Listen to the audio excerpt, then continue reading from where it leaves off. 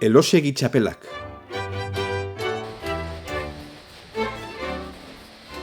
Elosegi txapelak egiteko fabrikan, txapel bakoitza zehatz-mehatz eta profesionalki egiten dugu.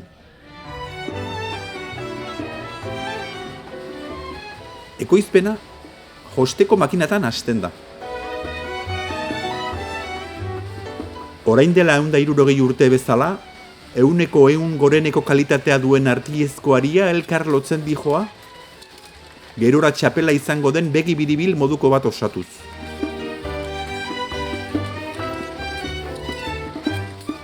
Joste arritmiko hori antzineko prozesua bezalakoa litzateke.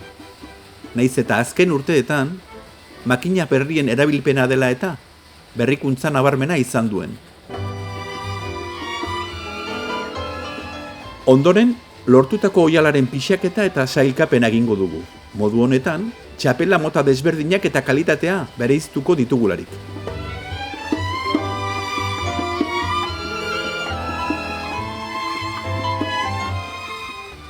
Remaiatuan, oihalaren 2 muturrak lotuko ditugu, txapelaren borobiltasuna lortu ahal izateko.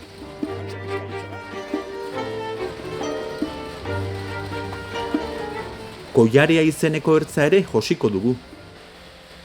Txapela buruan behar den bezala egokitzeko badana osatuz. Batana izeneko tramankuluen kolpeak eta urberoak eragiten duen ezetazun eta epeltasunak jositako oihalaren konpaktazioa lortuko du. Fieltroa da, ondorioz, eskuratuko duguna.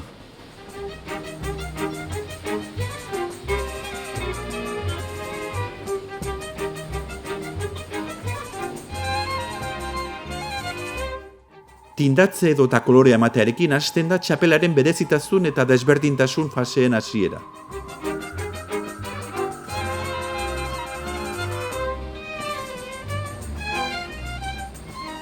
Lortutako fieltroa zentrifugatu eta txapelaren borobiltasuna lortu ahal izateko egurrezko 2 pieza erabiliz moldatu egingo dugu. Tamaina eta mota desberdinetako pieza horiek txapelaren nondik norakoa eta izaera bera bideratuko dute. Adibidez, honako hauek armadari dagozkionak liratezke. Hurrengo pausoa txapelak lehortu eta lixatzeko 100 gradutara dagoen labe batean sartzea litzateke. Txapelaren izaera zehaztua dago, azalera uniformea bideratu ahal izateko kardatzeko zilindroetan sartzen dugunean.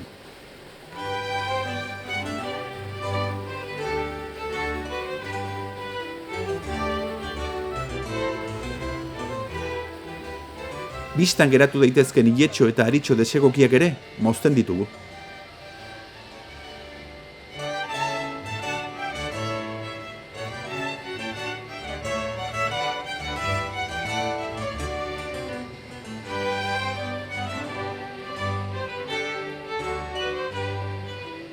Ekoizpenean txapela guztiak banaz bana gainbegiratzen ditugu. Kalitatea baita, gure lehentasun eta helburu nagusia. Eskulan prozesuan amaitzeko izango den azken txanpan, elosegi txapel fabrika sortu zen garaian bezala, txapel bakoitzari bere nortasuna emango diogu.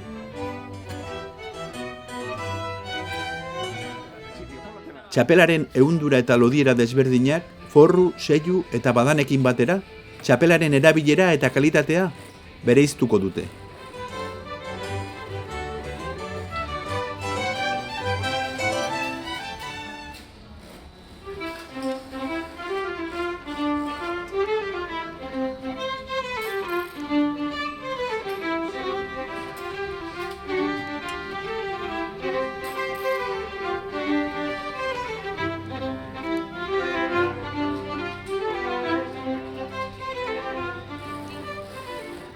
Horrela, mota desberdinetako txapelak izango ditugu. Armadan erabiltzen direnak, emakumezkoentzat eginak eta beste hainbat.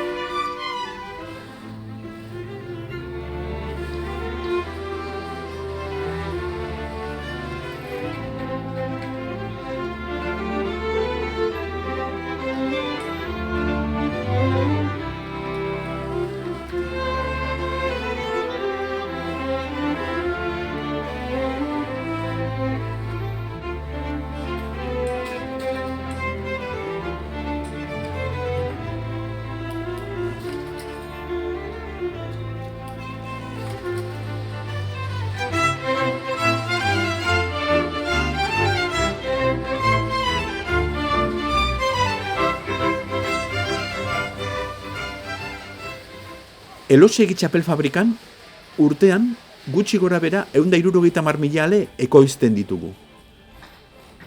Guztiak bildu eta pilatu ondoren mundu guztira bidaltzen direnak. Makina bat herrialde eta eskualde zeharkatuz.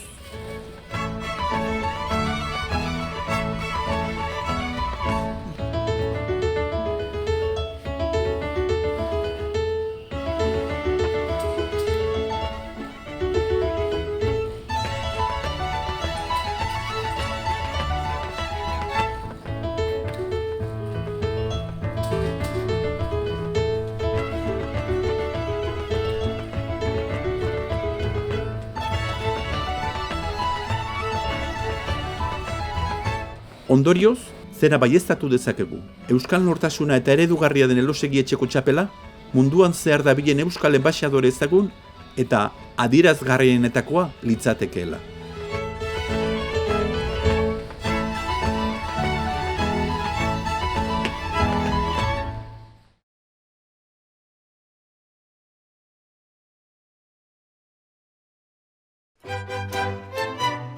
Boinas Elosegi.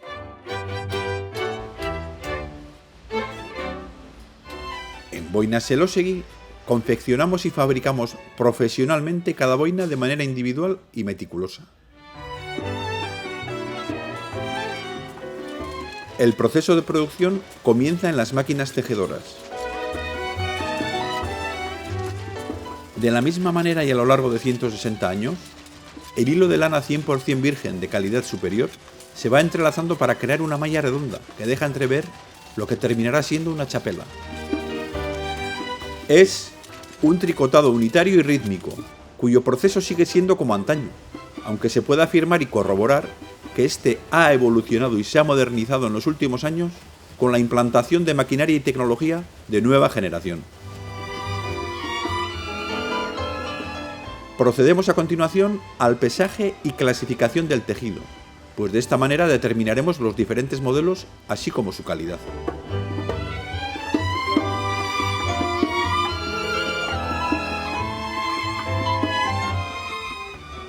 En el remallado uniremos los dos extremos de la malla para conseguir la forma circular característica de la boina.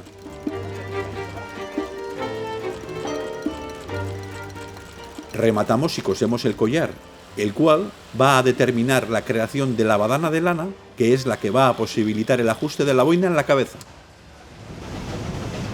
El rítmico golpeo de las batanas y el calor que desprende el vapor de agua provocarán la transformación y compactación del tejido tricotado en fieltro. El batanado es así una conversión mecánica y acompasada que persigue el encogimiento y la consistencia del paño de lana.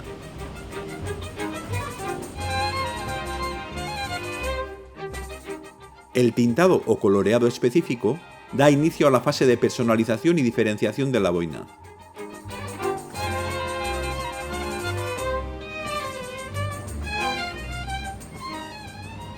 El fieltro obtenido lo centrifugamos primero y moldeamos después con dos hormas de madera, para conseguir la forma circular clásica de la boina.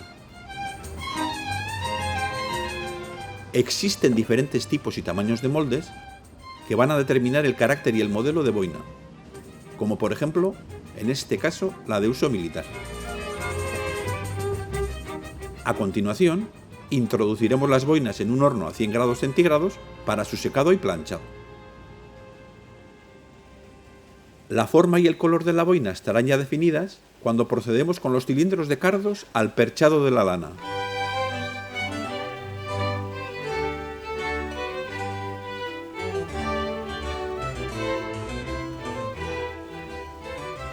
Con el fin de conseguir una superficie regular y uniforme, cortamos el pelo y las impurezas de la boina.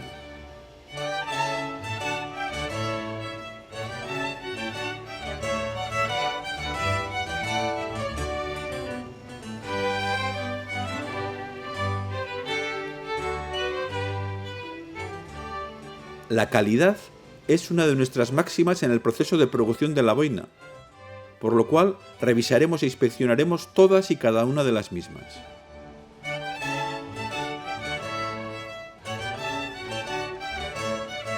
Finalmente, tal y como se sigue haciendo desde su fundación en 1858, procederemos al acabado de la boina en sus diferentes modalidades.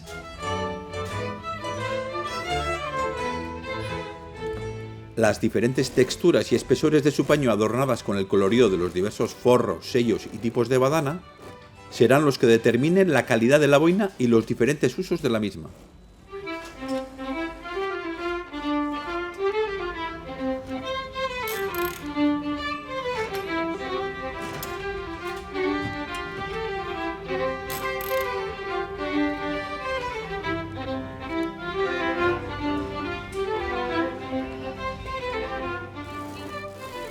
Así, por ejemplo, tendríamos las boinas con forros de raso, con badanas de piel, las femeninas en infinidad de colores, las festivas, las boinas militares y muchísimas más.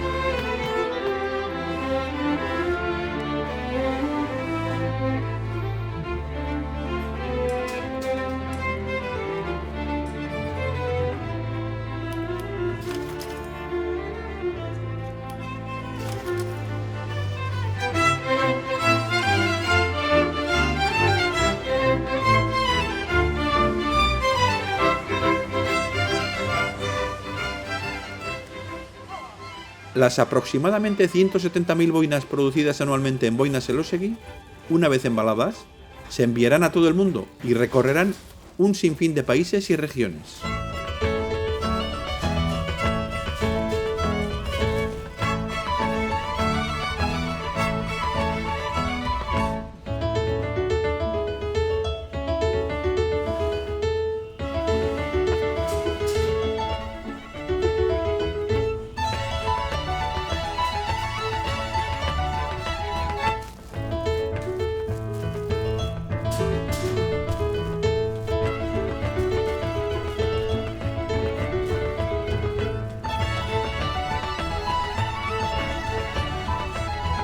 Por lo cual, podemos afirmar sin temor a equivocarnos que la boina de Elósegui es un elemento característico y representativo de la cultura vasca y uno de nuestros mejores embajadores en todo el mundo.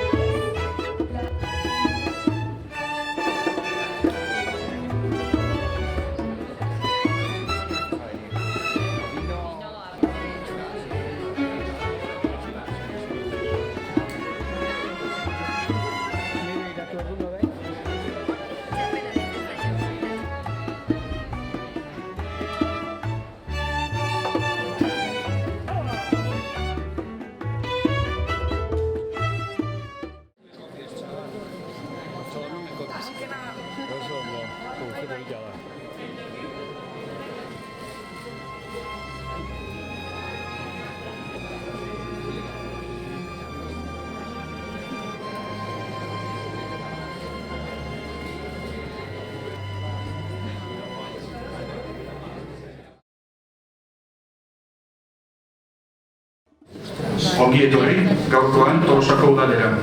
Aldundiko kultura turismo diputatua. Bide horretan, bide lagun izen diren lagun eta babesle guztiei.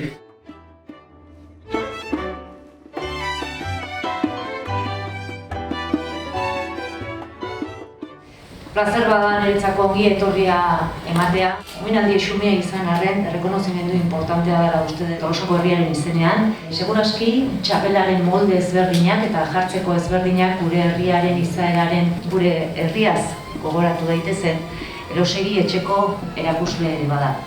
Elosegi etxean importantea izan da baita ere tradizioa eta modernitatea.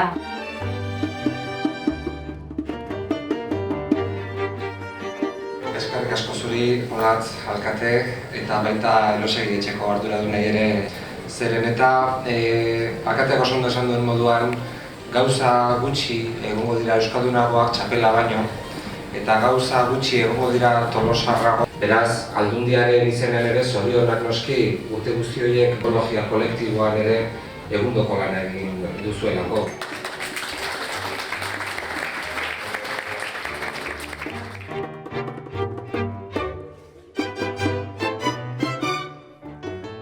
Liburu bat eta erakusketa bat txapelari buruz segitun pentsatu duen oso egokia zela. 19. mendea izan zelakoan justu Euskaldunen artean txapela zabaldu zen momentua. Gure inguruan dakioguna da Euskal liberalak karlisten aurka borrokatu zutenak. Eta gero horren ondoren etorriko dira tercios vascongados ditutakoa. Hori da gure aportazio txikia.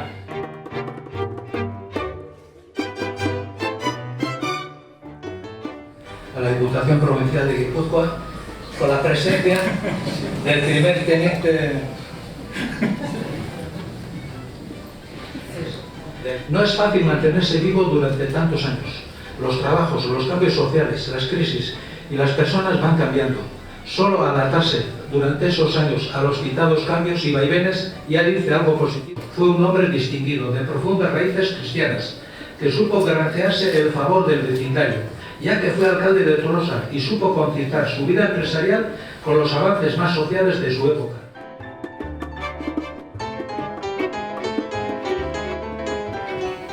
Pero ellas ya iban aportando su granito de arena a la historia de Boinas Elosegui. Después vinieron otras generaciones más bulliciosas, alegres, jóvenes, que empezaban a compartir emociones, sentimientos, ilusiones y proyectos. Lazos de unión que todavía perduran.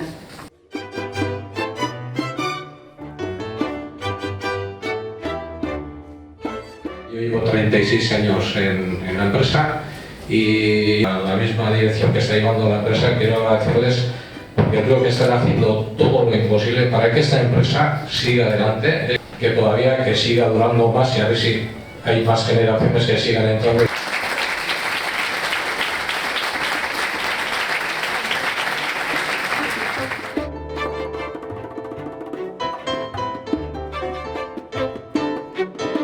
Por supuesto por todos los que estáis aquí conmigo en la mesa, todos los que estáis ahí, pero fundamentalmente a estas dos celebridades que tengo aquí al lado. Sale el libro, la exposición, bueno, hemos hecho yo creo un trabajo en lo que nos hemos divertido, hemos estado a gusto trabajando. Es que te mueve las entrañas, no ha sido como muy emotivo todo, ¿no? Luego me he encontrado con otros Eloseguis y entonces solamente tengo palabras de agradecimiento, esa entrega.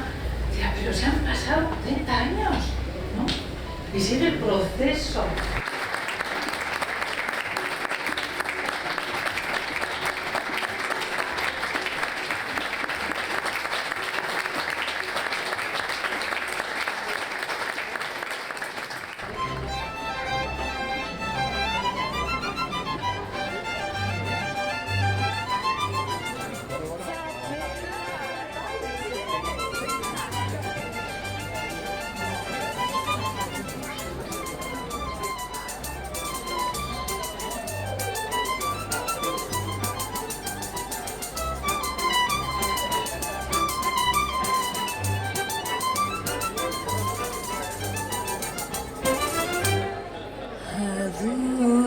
Adurretik anebrora, adurretik anebrora, itxasoa eta lehora.